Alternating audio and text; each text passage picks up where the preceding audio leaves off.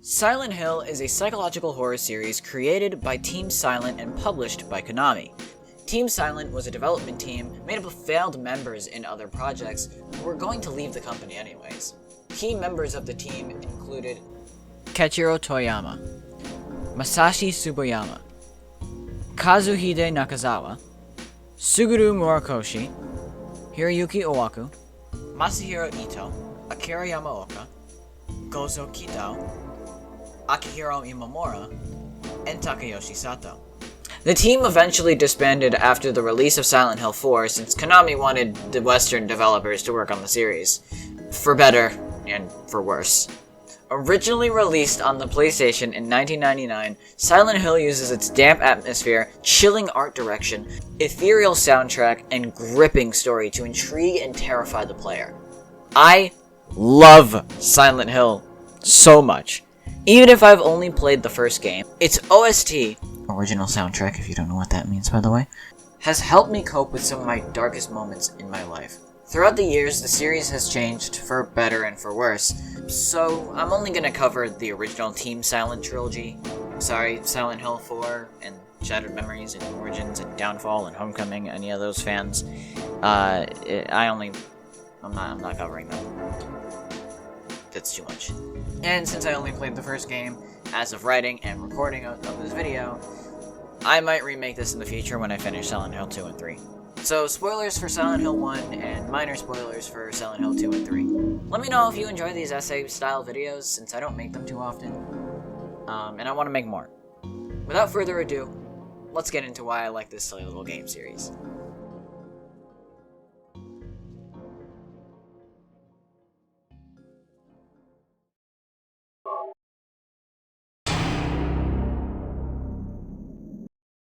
The first game is a time machine for most people.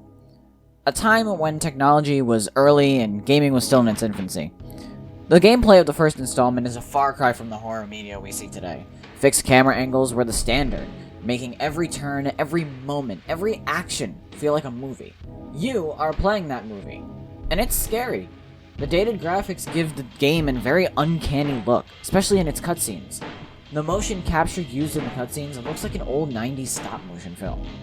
The first game follows Harry Mason, a widowed writer, and father of his adopted daughter Cheryl Mason. Harry and Cheryl were going to go to Silent Hill for a vacation, as it was a popular tourist destination. But when they get there, they get into a car crash. After the car crash, Harry realizes that Cheryl is missing. The game kicks off there. Exploring the town ahead, you come across various locations that are pretty normal. Schools, hospitals, a resort area, docks, sewers, and, the nightmare world. Okay, this town isn't normal in the slightest. Silent Hill is a town that reflects your inner nightmares and grief. This happened because of a cult called the Order. In the first game, the Order tried to resurrect a god called the Incubator that would bring the cult leader's daughter, Alessa, back to life. In turn, the town is cursed. People online will tell you it's not cursed. I think it's cursed, so it's cursed. With reflecting its visitors' personal nightmares. There are two sides to this town. The dream-like fog world, which the town usually reflects due to Silent Hill being built near a lake, and the nightmarish otherworld, the result of centuries of cult and supernatural influence. This is where the Silent Hill series' theme of loss begins. Harry loses his daughter, and he stops at nothing to get her back. He isn't even fazed by the looming monsters and doesn't question anything. His resolve is strong, not letting the stress of a lost child stray him from his path. The first Silent Hill's inner demons trope is not Harry's demons, but the quote-unquote, and I mean big, very, very big air quotes here, antagonist's Alessa. You know, the one who's trying to be resurrected by the Order? You can see this in Midwich Elementary School, one of the areas in the game, where the more prominent enemies are called the Grey Children. Although there is no canon explanation for these beings, one interpretation is that they reflect Alessa's classmates and how she saw them. Alessa was frequently bullied in school, with phrases like, "go home" and "drop dead" being written on her desk. When Harry encounters these things, they grab a hold of him, and he needs to violently shake them off to let them go. The theme of loss comes into play twice in this game, not only through Harry's lost daughter, but Alessa's lost childhood. Alessa was Dahlia Gillespie's daughter. She tortured her and destroyed her chance at a normal childhood. Alessa's lost youth would shape the entire town and change this place from a nice tourist resort to a freakish nightmare world that is sometimes comfortable. The OST for this one is lacking compared to its successors, but I'll cut it some slack since it is the first game in the series. Although there are still some bangers in here. For example, Tears 4,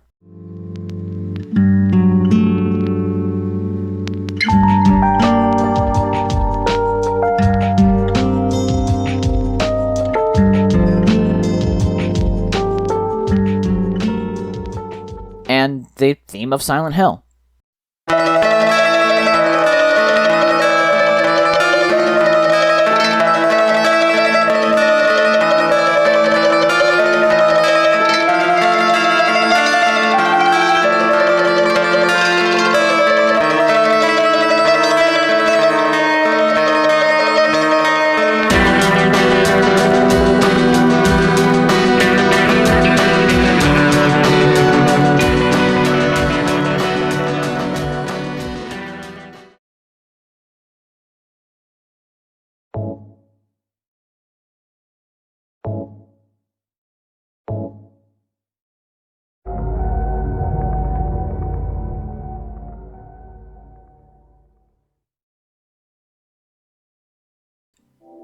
The way that Silent Hill is put together as a series is weird. One side of Team Silent worked on one game, while the other half worked on the other. The series has an anthology style of storytelling, so Silent Hill 2 and 4 almost have nothing to do with Silent Hill 1 and 3. The only thing those games share with this game is the town's curse and the theme of loss. Although I haven't beaten Silent Hill 2 just yet, I know enough about the main theme to write a paragraph about this. The protagonist of Silent Hill 2, James Sunderland, is called to Silent Hill after he gets a letter from his dead wife, Mary. It is honestly one of my favorite lines in the entire series.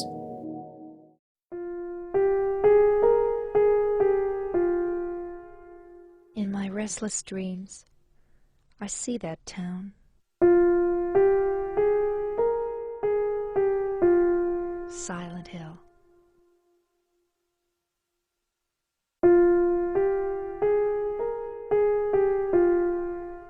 You promised you'd take me there again someday, but you never did. Well, I'm alone there now, in our special place, waiting for you.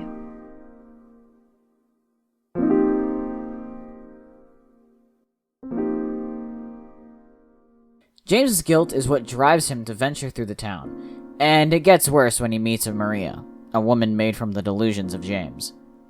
When you are coping with losing a person, whether they are dead or alive, losing a person is devastating. You would do anything to get them back in your life. Moving on is extremely difficult. Even when you think you moved on, you never really do. Whether you're stuck on an ex or an old friend, losing someone is an awful feeling. And that's the whole point of Silent Hill 2. The fear of losing someone. James wants to believe that Mary is still alive, but she isn't. When you lose someone, you feel like you lost a part of yourself. Even if you didn't know them for that long, it's the content of their character that gets you hooked, not time. So when you finally lose them, you hurt. Social media apps will tell you to move on. They're gone now, focus on yourself. But that's hard, especially for people with a weak mental. I like to believe that I have a strong mentality, but that's not true. We wish they could come back, and sometimes they do, but most of the time they won't, and you have to accept that before you move on. The OST reflects this notion. From the haunting sounds of Blank Fairy and White Noiz,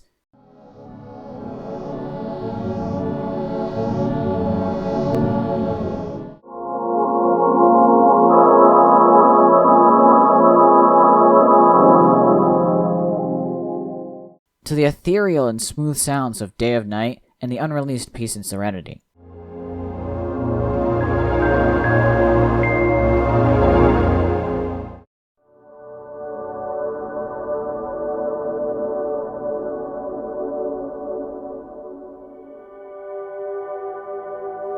The OST shows us what it's like to be in this town, and it's perfect for this game, making us feel fear, safety, hope, and disassociation. I love this OST with all of my heart, and I want to share some of my favorite songs with you. No, this is totally not an excuse to pad out the runtime of this video.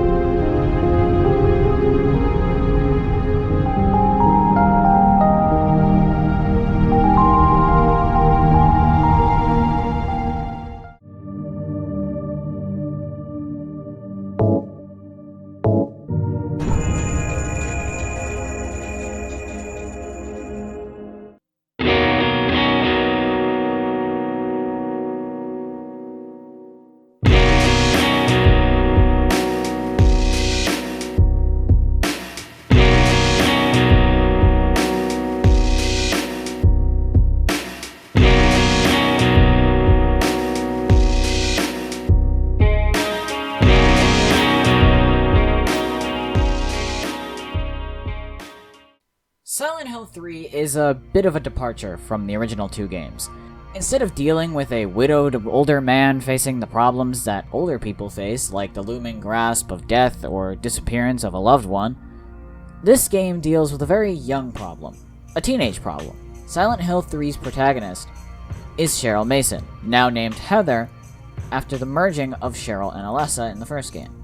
The game is a sequel to the first game, but it's also unique in its approach to the problems of a teenage girl. The game features frequent body horror elements throughout the game's enemies. This is symbolism for the fact that Heather isn't comfortable with her appearance. The town tortures her by creating these monsters and distorting her view of herself in mirrors, even going so far as to create rotting versions of herself.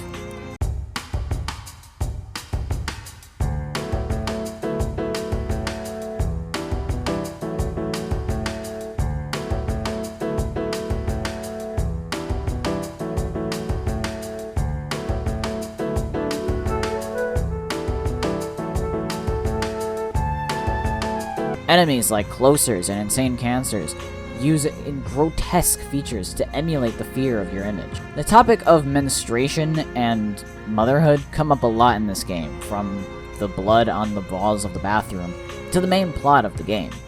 The main plot point is that Heather is supposed to birth a god. The town reflects this notion by conjuring phallic-shaped enemies like the split worm, covering the rooms she travels through in flesh, almost attempting to recreate the scenery of a birth canal. Heather's young age makes her fear these topics, which the town hurts her for. The Order's new leader, Claudia Wolf, whose mission is to, and I quote, succeed where Dahlia Gillespie failed in Silent Hill, fueling hate into a supernaturally impregnated Heather Mason and hasting God's birth. What in the actual... Another issue Silent Hill 3 brings to light is the topic of stalking and the possibility of sexual assault. Throughout the game, a faceless monster stalks you and hunts you down. Also, there are unsolicited love letters and phone calls both romanticizing Heather and objectifying her to something as a mere attraction. The theme of loss is not only a loss of Heather's humanization, but also her loss of trusted adult figures. And for a teenager, this is devastating. All the adults in her life are either dead, useless, or downright predatory in nature. From the safe haven of her father, Harry Mason, to the evil and sadistic acts of Claudia Wolf, Heather is never safe with someone she can trust. So she is truly alone in this nightmarish town. And because she is so young, she can't comprehend why this is happening to her. Put yourself in Heather's shoes for just a moment. And just think about how traumatizing it would be to see all of this happen to you and everyone think it's normal. Like it's how your life was planned from the start. The second soul in you crying for a way to live without fear and turmoil. A chance to live a normal life. A life that Alessa already lost a chance at, and it's evident she doesn't want to lose it again.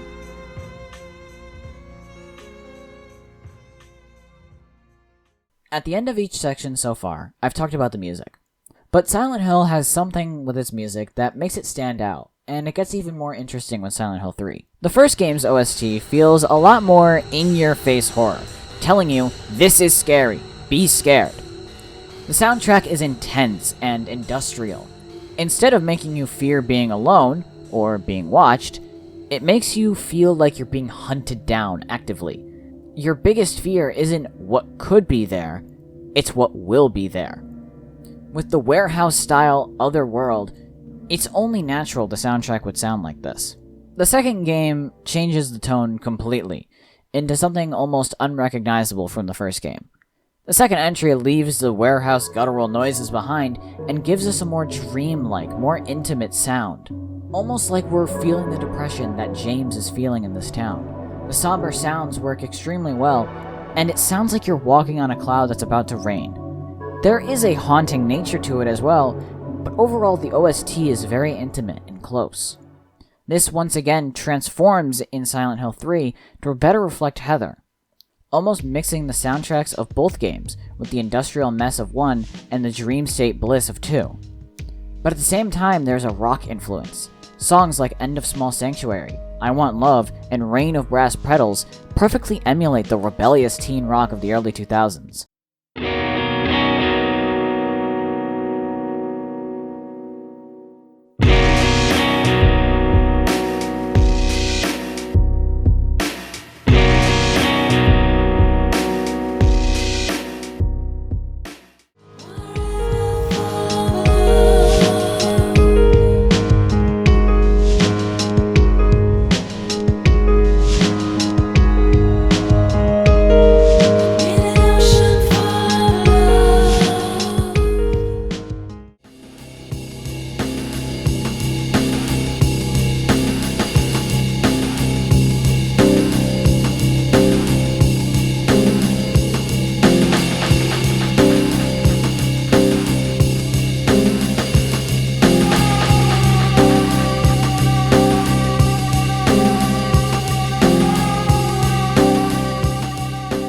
Heather is a teenager with teenage problems, so it makes sense the OST would mirror this idea. You could hear the second game's dream state in songs like Breeze in Monochrome Night and Dance with Nightwind.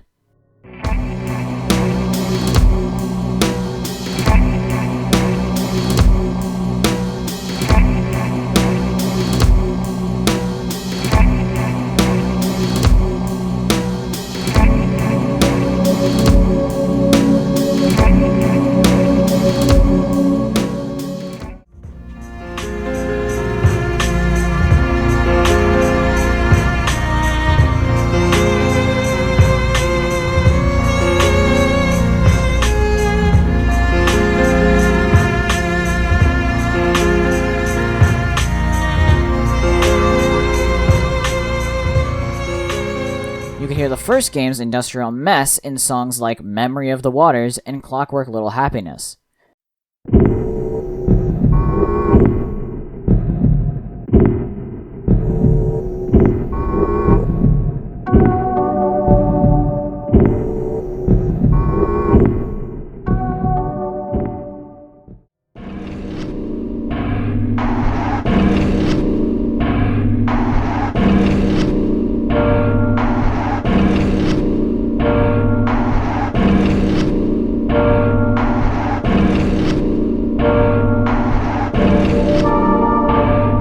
This OST is as dreamlike as Silent Hill 2, but as raw as Silent Hill 1. It's so unique, and I love everything about it. Although, Silent Hill 2 is still my favorite OST. Okay, so I wanted to mention one last thing about the OST that I forgot to put in the script, and I was realizing this in editing, because I listened to this OST anyways. This part's unscripted, so it's going to be a little rambly. But the song Not Tomorrow from Silent Hill 1 has this specific riff. Here, I'll play it for you right now.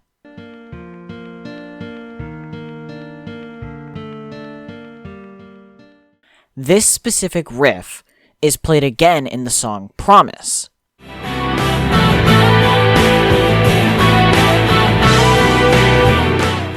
It's evolved and changed into this electric guitar kind of, rock pop, like this rocky vibe, It's then again evolved in the studio mix of I Want Love on the Silent Hill 3 soundtrack. Take a listen.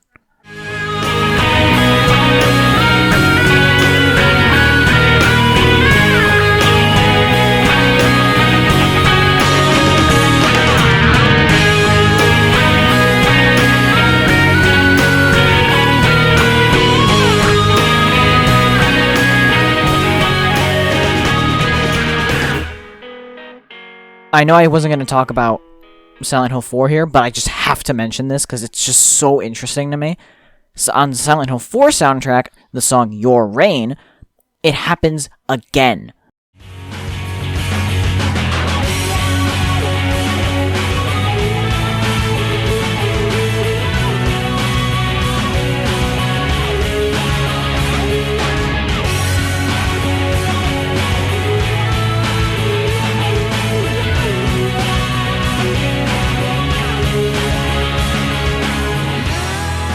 It's so cool and interesting how this series shapes its music and just continues to evolve. And it's so just mind-blowing and cool to me. I love this series so much. Anyways, enough of me rambling. Let's finish this video out for once. This video is way too long. Alright, let's do this. 1, 2, 3, 4.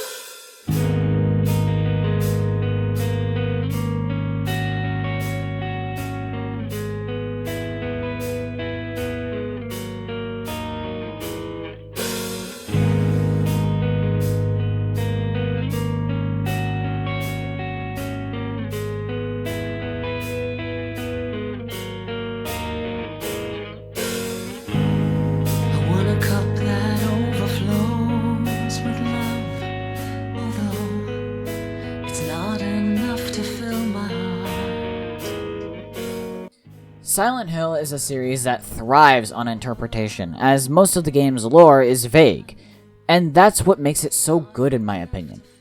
Everything has multiple meanings to it, so you can pick the one that makes the most sense based on your morals. This is my interpretation of the series. Silent Hill is a metaphor for loss. Throughout the series, you can see different ways that people lose. From Harry's missing child, to James's lost partner in Psyche, to Heather's lost humanization. And the event that started it all, Alessa's lost childhood. She couldn't help what she was. When she was abused, bullied, tortured, and burned alive, she had no choice but to split her soul. It's a sad series that has no perfect ending, even on the development side of things. The more recent entries in the series are lackluster, from Origins retconning the series to Downpour's just overall filth. The fandom lost hope in Konami, losing a part of what made them so great. He was informed by a lawyer representing Konami just recently that he would not be allowed to travel to tonight's awards ceremony to accept any awards. There was a glimmer of hope in 2014, however, when the demo, PT, was silently released on the PlayStation Store. But as fast as that hope came, it left after the complications with Kojima and Konami. Kojima was spearheading the project, and after he left the company, not only did the newest terrifying installment of the series, Silent Hills, get cancelled, but the series went dormant. Until October 2022. A Silent Hill transmission randomly appeared on the newly formed Silent Hill channel. In that transmission, a remake of Silent Hill 2 and 3 new Silent Hill projects were revealed. And although the developers of these projects are a bit controversial, I'm still excited about these new games. Although it's been a year and we've heard next to nothing about these new projects. So we'll see where the series takes us regarding the core philosophies of the Silent Hill series. But hopefully we'll never see a game like Book of Memories ever again. Like, come on! Look at this thing! It's terrifying how crap it is!